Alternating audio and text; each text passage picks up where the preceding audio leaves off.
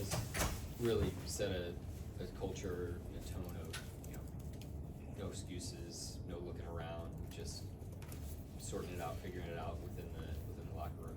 And how rewarding does it feel to have done all of that together and have the season that you guys had this year? It feels great. It's an honor to be a part of a team, an organization like this that truly puts the team first. And it's super proud of our success this year and how much growth we made from not only last year but the previous years before to where we were this year. It's something you can't take for granted, so I'm extremely grateful for it.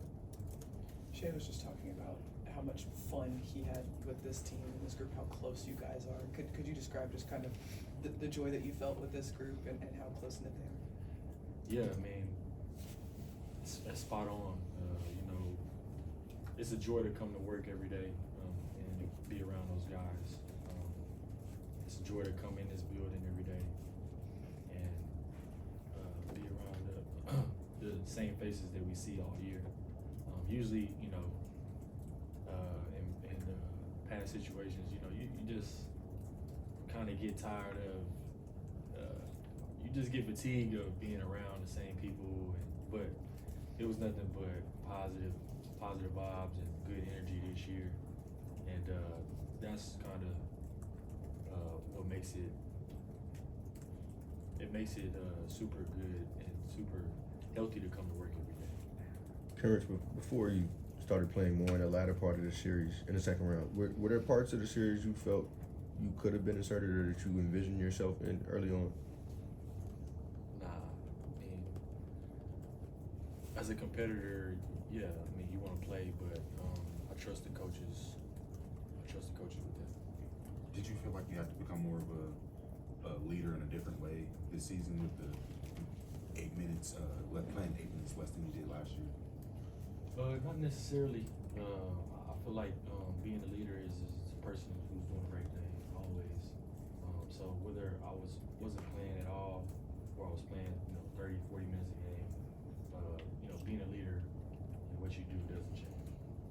Kenrich, I don't think I got to ask you about this before, but the sort of scuffle at the end of game 4 that you were kind of in the middle of, at the time when it happened, did it feel like that was maybe a turning point in the series trending your guys' way? I don't know. I think we went on a run. And that was 2 games ago. Honestly, I forgot, to be honest, bro. This was your first taste of the postseason. What was it like for you? Oh man, it was a great experience. Something that you won't forget. And to be able to do with the group of guys that we have, I was extremely grateful for it. And it was no better way to start my playoff journey. Last year in training camp, you said that you thought that J-Dub would be an all-star. Yeah. What did you see in him early on, and then what do you think about his progress? And obviously, your predictions look pretty good right now. But what did you see in him? Yeah, I'm thinking about being a GM in the future. But no, he's just a complete player coming out of college, and I seen it the first day we kind of played pickup together. I was like, man, this dude can do it all. Defends at a high level, can score the ball, pass the ball well. And he's super competitive. And the thing about J-Dub is he's just a different type of guy. He's not your normal, rising star. He got a little different type of swag to him. So you add that on with the gifts and abilities that he has, and I think that the future is just super bright for him. Can you go into that a little bit more? Like, he's a different kind of guy. What does that mean? He's a different guy. I mean, y'all see it, the outfits and the swag he has. It's not normal, but that's what makes him unique. He's not afraid to be different, and as a rising player in the league that you got to be different. Something about you has to be different, and it just so happened to be his swag, his game. Earlier in the series, whenever you weren't playing, Mark mentioned that he still thought that the series could swing back to you. Whenever you're not playing, like, what are those conversations like with Mark, and how constant are they about when you might be getting in the rotation or whatnot? Yeah, he always keeps me in the loop about everything. He always tells me to stay ready, and that's my job as a professional, especially playing in the NBA. I mean, you just have to be ready no matter what. Your number could be called at any minute. So it's my job and my responsibility to always stay ready. What does staying ready like tangibly look like as a professional? It's staying ready, just staying in shape. One of you guys did a deal with the high intensity workouts we do. So just playing in those, staying game ready, just continue to do the right things on and off the court. That's kind of what staying ready looks like.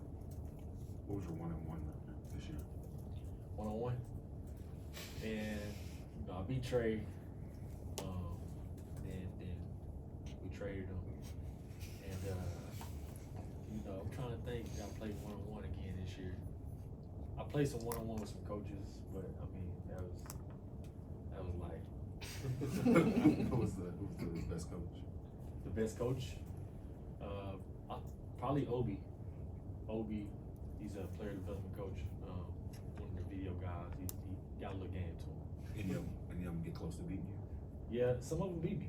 It's like going to 3. I mean, it's like, but yeah, I'm not afraid to say that someone beat me. Are they gonna be named? Are you gonna say who beat you? Nah. Nah, they don't get. I've seen you the practice. You do the one-on-one against J. Will and Ooze one time. Is it those guys are now the partners on that one-on-one? Yeah, they will be moving forward. That was our last game that we played, and once you start playing like kind of more, and towards the end of the season, the one-on-one kind of dies away. But at the beginning of the season is when you really see kind of the one-on-one battles and one-on-one games. What do you see out of Boo's game? I like Lou's game, man. Still growing.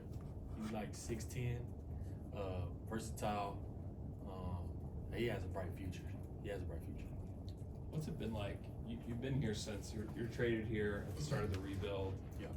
Now, what's it been like, this like whole journey to get to like this point where you're out in round 2? This is probably something that you were hoping for down the line, but like, what's it been like to get to this point? And it's been a journey that I'm extremely grateful for. Being here in the COVID year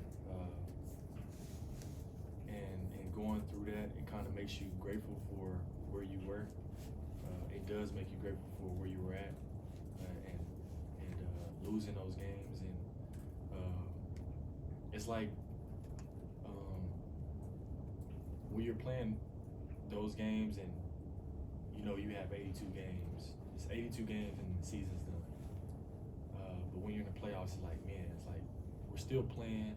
That's why I think the loss hurt so much, not only to me but to the guys as well, because it's like there was no date, there was no to end the season basically, and but it's been a great journey, and I'm super grateful, like I said, to be able to deal with this group of guys and with this organization. Anybody else? Thanks, Garrett. Thank you.